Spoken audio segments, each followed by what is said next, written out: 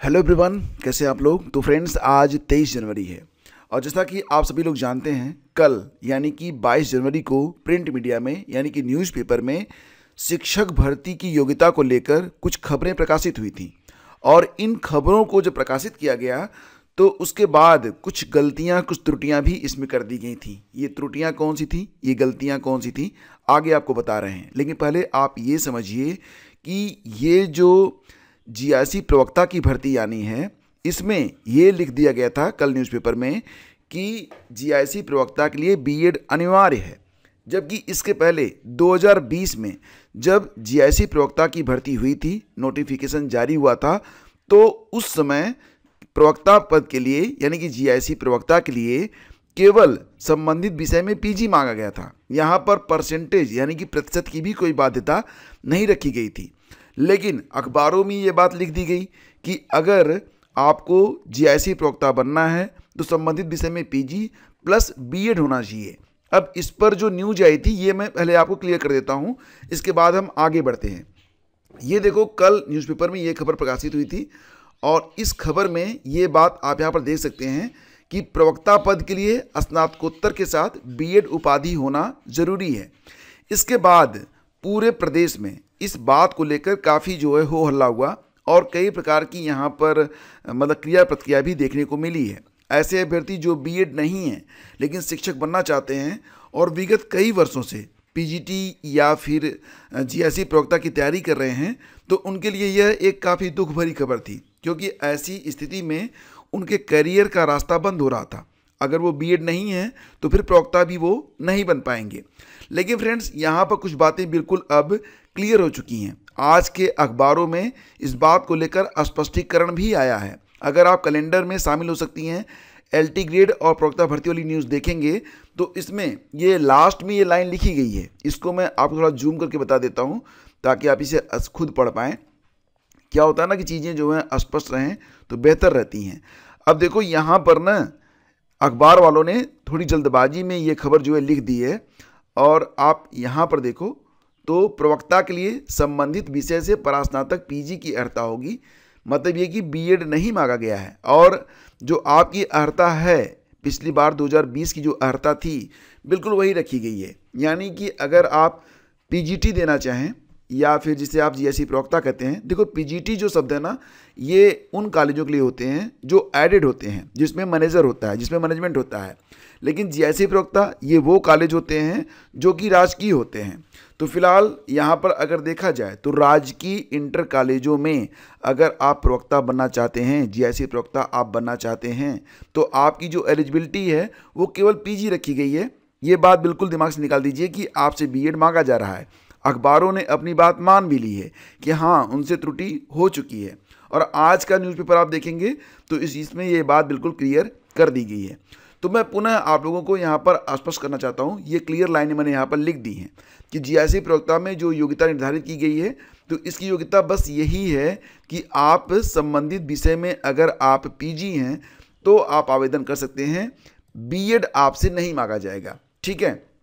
और रही बात एलटी ग्रेड की, तो एलटी ग्रेड में जो यहाँ पर कल जब मैंने वीडियो अपलोड किया था तो कुछ अभ्यर्थियों ने ये पूछा था कि सर क्या ये विषय की जो बाध्यता थी, सब्जेक्ट कॉम्बिनेशन की जो बाध्यता थी वो भी हट गई है?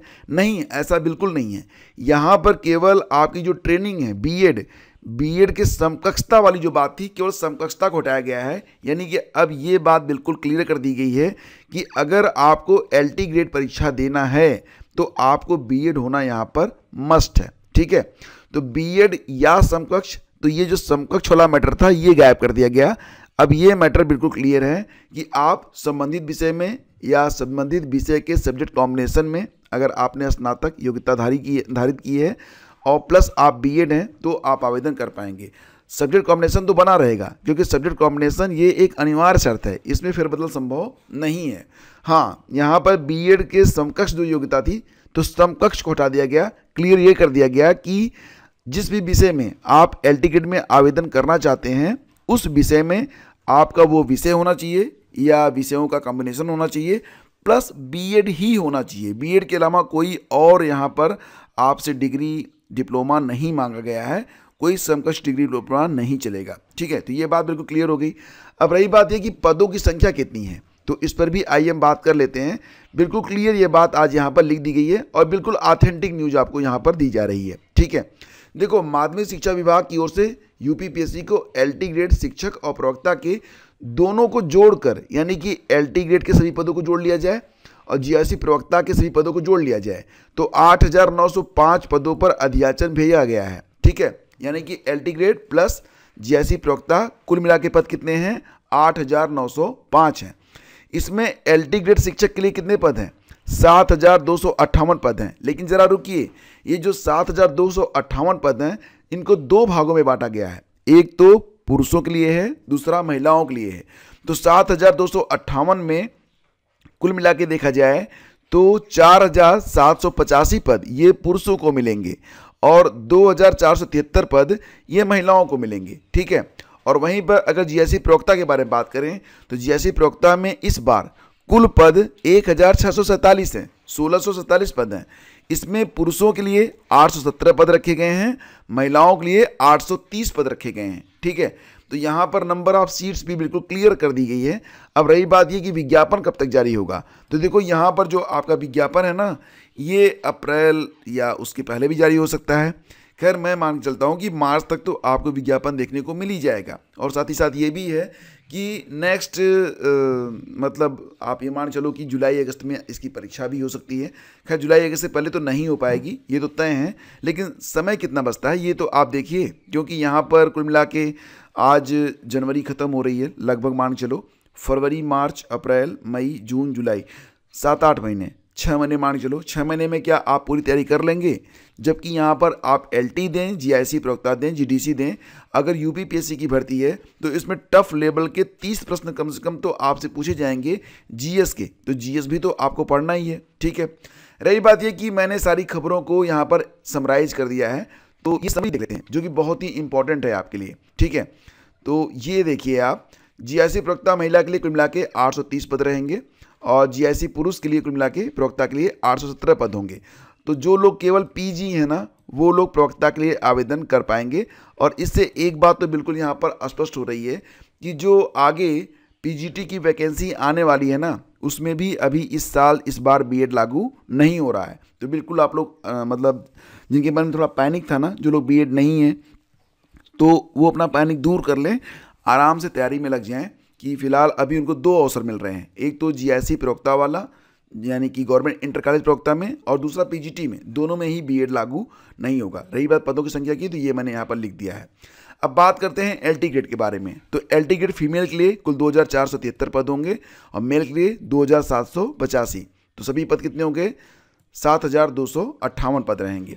अब ध्यान देना यहाँ पर एलटी जीआईसी में जो एलिजिबिलिटी है उसमें संशोधन मात्र इतना किया गया है कि समकक्षता शब्द को हटाया गया है, यानी कि बीएड ही अब यहाँ पर लागू रहेगा, इसके बराबर किसी अन्य डिग्री डिप्लोमा को नहीं माना गया है। और ध्यान देना इस बात को जो मैं आपको बताऊंगा, और वो ये है कि अगर आपका सवाल ये आ रहा है कि जीआईसी प्रवक्ता में क्या बीएड लागू हो गया है, तो हालांकि ये बात मैं आपको क्लियर कर चुका हूँ, लेकिन फिर से क्लियर करता हूँ। ये अगर आपके मन में सवाल है कि जीआईसी प्रवक्ता में क्या बीएड लागू हो चुका है, तो दोस्तों नहीं, बीएड लागू नहीं है। संबंधित विषय में केवल पीजी अगर आप हैं तो आप आवेदन कर सकते हैं। एलटी में बीएड लागू रहेगा और पीजीटी में भी क्या बीएड लागू होगा, तो अगर जीआईसी प्रवक्ता में बीएड लागू नहीं है तो डेफिनेटली पीजीटी में भी इस बार जो वैकेंसी आ रही है उसमें बीएड नहीं रहेगा। तो ये बातें बिल्कुल क्लियर हो गई। अब हम आगे बढ़ते हैं और बात करते हैं यूपीएचईएससी असिस्टेंट प्रोफेसर विज्ञापन संख्या 51 के बारे में, जिसकी परीक्षा तिथि 16-17 फरवरी 2025 रखी गई है। अच्छा, बहुत सारे न्यूज़ चैनल ये हैं कि और वो ये बता रहे हैं कि ये परीक्षा टल रही है। उसकी वजह क्या है? उसकी वजह वो ये बता रहे हैं कि 16 फरवरी को CSIR नेट की परीक्षा है। बिल्कुल सही बात है। 16 फरवरी को नोटिफिकेशन जारी किया गया था जिसमें UPSSC ने भी अपनी 2 परीक्षाएं रखी हैं, सुबह की पाली में और शाम की पाली में। साथ ही साथ 16 फरवरी को असिस्टेंट प्रोफेसर की परीक्षा भी है, यानी कि 16 को कई सारी परीक्षाएं हो रही हैं। तो क्या ये परीक्षा डेट टल रही है? बिल्कुल नहीं टल रही है। बिल्कुल कन्फर्म मान के चलो कि UPSSC असिस्टेंट प्रोफेसर की परीक्षा 16-17 फरवरी को ही हो रही है। आयोग इसकी तैयारी भी कर रहा है, तो आप बिल्कुल जो कन्फ्यूज़ ना हो, ठीक है। और कुल मिला के 1017 पद इसमें हैं, तो जितने भी पद आपके विषय से जुड़े हुए हैं, अब आपके पास समय कितना बचा हुआ है। आज 23 तारीख, एक सप्ताह आपको जनवरी में मिल रहा है, 15 दिन मतलब 3 सप्ताह ही आपको मिल रहा है। और इस 3 सप्ताह को अगर आप चाहें तो सोशल मीडिया में, यूट्यूब पर ये सर्च करने में बिता सकते हैं कि परीक्षा होगी या फिर नहीं होगी। अदरवाइज आप शांति से पढ़ते रहिए। जो कंक्रीट न्यूज़ रहेगी, पक्की न्यूज़ रहेगी, वो तो आप तक चल के आएगी। तो इसके लिए आपको न्यूज़ को खोजने की ज़रूरत नहीं है। जो चीज़ें सत्य हैं ना, वो अपने आप चल के चली आती हैं। और अब रही बात कि टीजीटी पीजीटी की परीक्षा कब तक करवा ली जाएगी, तो देखो एक बात मान चलो कि टीजीटी पीजीटी की परीक्षा 4-5 अप्रैल को और पीजीटी की परीक्षा 11-12 अप्रैल को, यानी कि टीजीटी आपकी 4-5 अप्रैल को और पीजीटी आपकी 11-12 अप्रैल को करवाई जाएगी। और इसकी पूरी तैयारी हो रही है। इसको भी कंक्रीट मान चलो, इसमें कोई फेरबदल नहीं होने वाला है।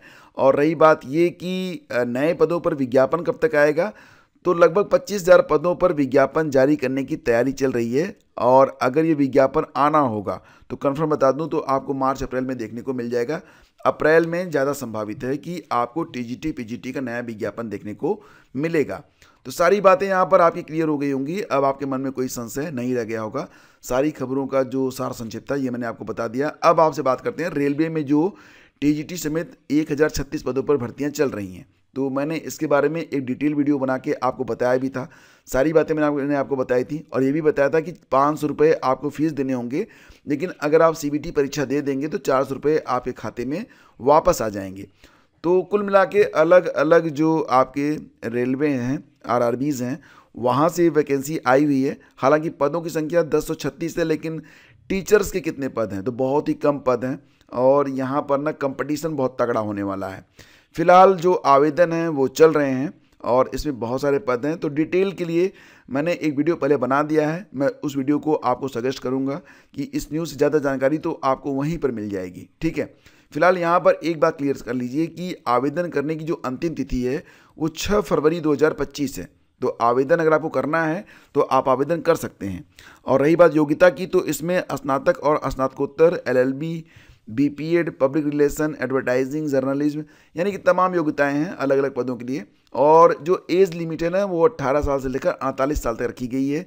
चयन प्रक्रिया में सीबीटी पर आधारित एक परीक्षा होगी, ट्रांसलेशन टेस्ट होगा, परफॉर्मेंस टेस्ट होगा, टीचिंग स्किल टेस्ट होगा और दस्तावेज सत्यापन। देखो ये पूरी प्रक्रिया ना केवीएस की तरह इन्होंने रखी है। अगर हम दूसरे शब्दों में कहें तो इन्होंने केवीएस की जो चयन प्रक्रिया है उसी को कॉपी कर लिया है। ठीक है, बाकी जानकारी आपको indianrailways.gov.in पर जाकर मिल जाएगी।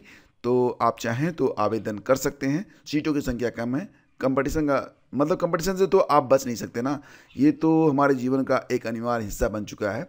और जो लोग अभी डीएलएड करना चाहते हैं उनके लिए भी यहाँ पर एक न्यूज़ आ रही है कि डीएलएड के लिए अब जो आपकी अगली काउंसलिंग होने वाली है वो 27 जनवरी से स्टार्ट होगी और 30 जनवरी तक चलेगी। यानी कि 27 से 30 जनवरी तक अभ्यर्थी अपना विकल्प भरेंगे और उनको सीट का आवंटन 31 जनवरी को किया जाएगा। ठीक है, परीक्षा नियामक प्राधिकारी कार्यालय के सचिव अनिल भूषण चतुर्वेदी के अनुसार 31 जनवरी से 5 फरवरी तक रैंक 1 से 3,25,769 तक के अन्य राज्य के अभ्यर्थी और पिछड़ा वर्ग, अनुसूचित जाति, अनुसूचित जनजाति और विशेष आरक्षण श्रेणी के प्रवेश से वंचित अभ्यर्थी विकल्प भरेंगे। सभी अभ्यर्थियों को प्रवेश का अवसर प्रदान कर दिए जाने के बाद यदि आरक्षित सीटों के अभ्यर्थी उपलब्ध नहीं होते हैं तो आरक्षित श्रेणी की सिर्फ सीटों को अनारक्षित सीटों से भरा जाएगा। तो ये सारी जानकारी यहाँ पर आपको मिल रही है। और प्रदेश के विद्यार्थियों को छात्रवृत्ति और शुल्क की भरपाई जल्द। तो 33,000 जो एससी के छात्र हैं उनके खाते में जो राशि है वो 1-2 दिनों में भेज दी जाएगी। प्रदेश सरकार विद्यार्थियों को छात्रवृत्ति के साथ शुल्क की भरपाई जल्द करेगी। समाज कल्याण विभाग 1-2 दिन के भीतर अनुसूचित जाति के 33,000 छात्रों के खातों में राशि भेज देगी। ये छात्र कक्षा 11-12 के हैं। वहीं कक्षा 12 के ऊपर के इसी वर्ग के 10,000 छात्रों के खातों में राशि भेजने के लिए उनके डेटा का अंतिम परीक्षण कर लिया गया है। उन्हें भी इसी सप्ताह भुगतान कर दिया जाएगा। मुख्यमंत्री योगी आदित्यनाथ ने संबंधित विभागों को शीघ्र भुगतान करने के निर्देश दिए हैं। इसी का नतीजा है कि जैसे जैसे डाटा का परीक्षण होता जा रहा है भुगतान की प्रक्रिया भी शुरू हो रही है। समाज कल्याण विभाग के अनुसार एससी के 33,000 छात्रों के खातों में मतलब ये मिला जुला के आपको बहुत ही जल्द आपके खाते में जो स्कॉलरशिप वाली राशि है और जो फीस की राशि है वो रिटर्न कर दी जाएगी। ठीक है, और 6 माह में 1,70,000 पदों पर नियुक्ति प्रक्रिया, ये बिहार की न्यूज़ है। जहां पर 1,70,000 पदों को अगले 6 माह में भरने के बारे में बात की जा रही है। इसमें शिक्षक भर्ती परीक्षा भी शामिल है, जिसमें इस बार लगभग 80,000 से ज़्यादा पद रहने वाले हैं। तो बहुत सारे अभ्यर्थी, क्योंकि बिहार में सभी लोग आवेदन कर सकते हैं, तो बहुत सारे यूपी के ऐसे अभ्यर्थी जो कि शिक्षक बनना चाहते हैं लेकिन अवसर उनको नहीं मिल पा रहा है, तो वो बिहार में भी प्रयास कर सकते हैं। बिहार में भी जो जॉब है वो काफ़ी अच्छी है और सबसे बड़ी बात है कि यहाँ पर नियमित तौर से भर्तियाँ हो रही हैं। बहुत सारे लोगों ने बिहार में अपनी जगह बनाई है और अब वो बिहार में अपनी सेवाएं दे रहे हैं। तो फ्रेंड्स, ये थी आज की पूरी अपडेट। आज 23 जनवरी है। वीडियो अगर आपको अच्छा लगा है तो लाइक और शेयर जरूर कीजिएगा। हम मिलते हैं आपसे अगले वीडियो में, तब तक के लिए आज्ञा दीजिए। नमस्कार, जय हिंद।